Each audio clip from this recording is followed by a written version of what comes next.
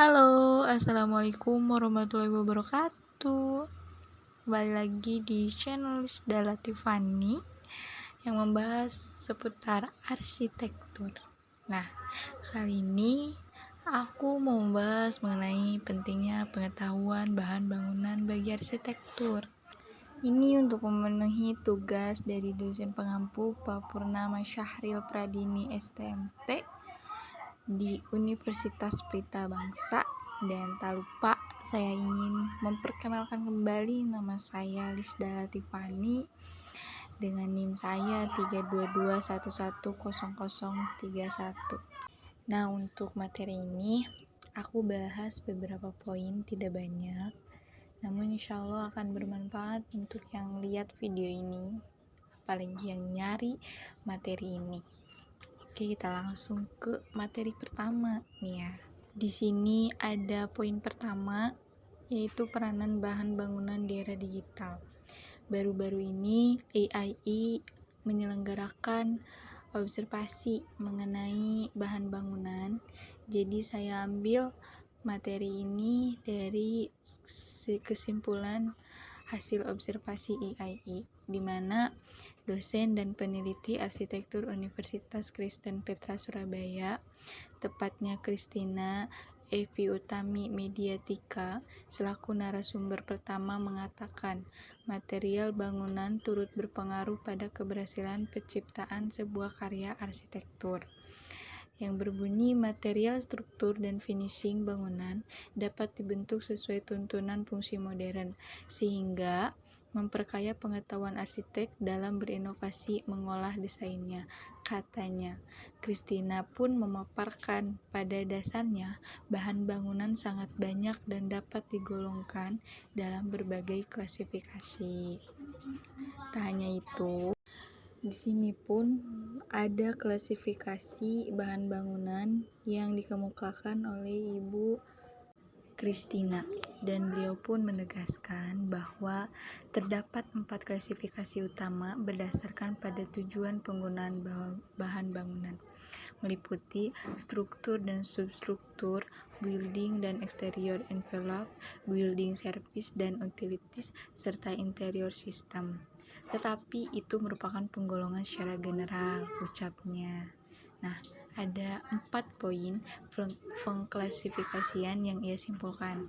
Pertama, ada klasifikasi material konvensional yang berdasarkan pada aspek bentuk, meliputi struktur, teknologi, dan geometrikal.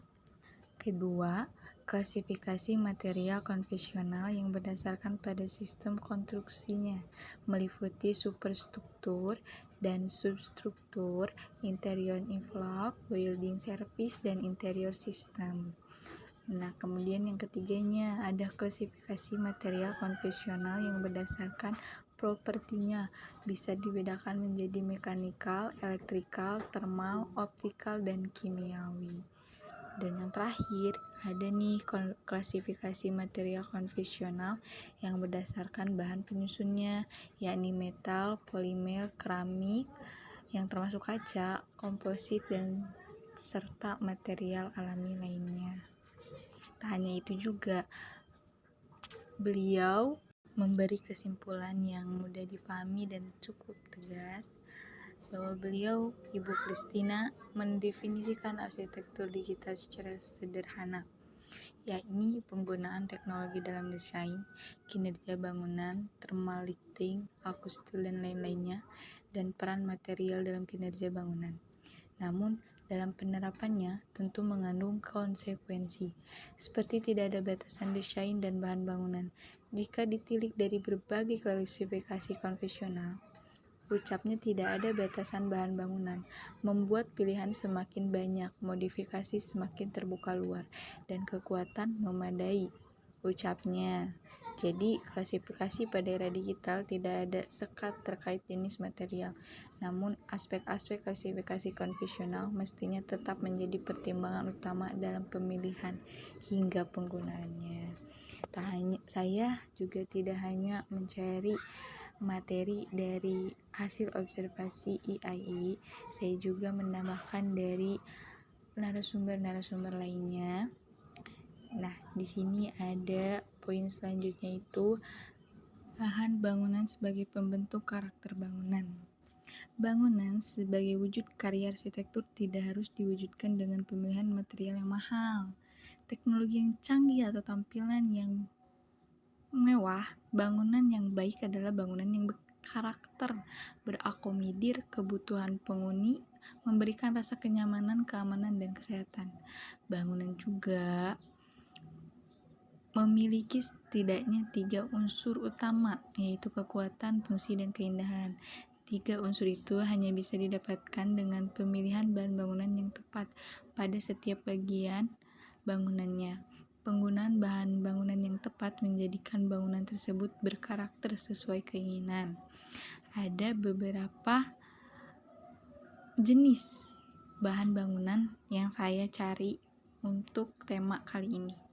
Tentunya yang banyak diaplikasikan oleh orang lain. Pertama, di sini karakteristik yang dibuat oleh bahan bangunan terhadap bangunan. 1. Dari bahan bangunan lokal.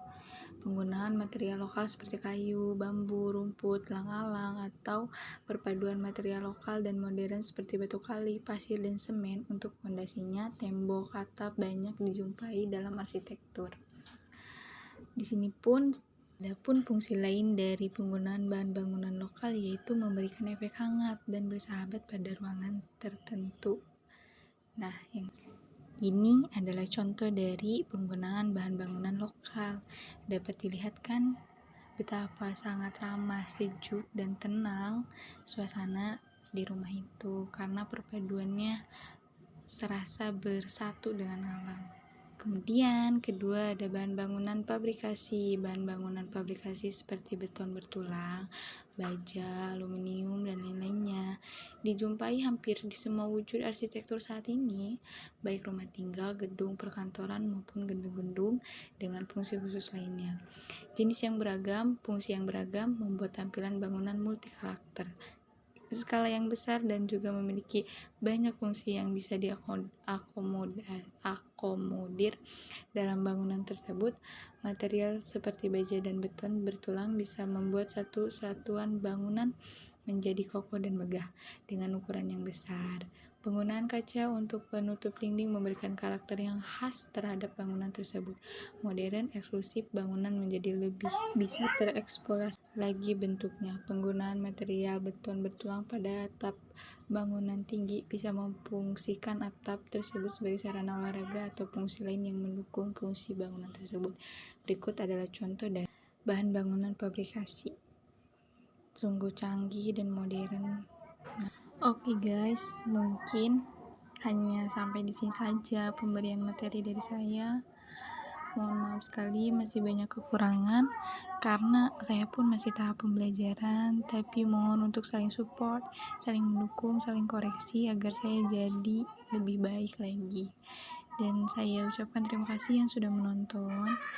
Dan tak lupa saya juga ingin mengucapkan mohon maaf mungkin di video ini dan video sebelumnya sangat garing, tidak ada animasi yang ditampilkan, tapi nanti kedepannya saya akan lebih memperbaiki. Mungkin itu kekurangan saya, belum bisa mengaplikasikan dalam video, tapi untuk video selanjutnya pasti akan lebih baik. Terima kasih. Wassalamualaikum warahmatullahi wabarakatuh.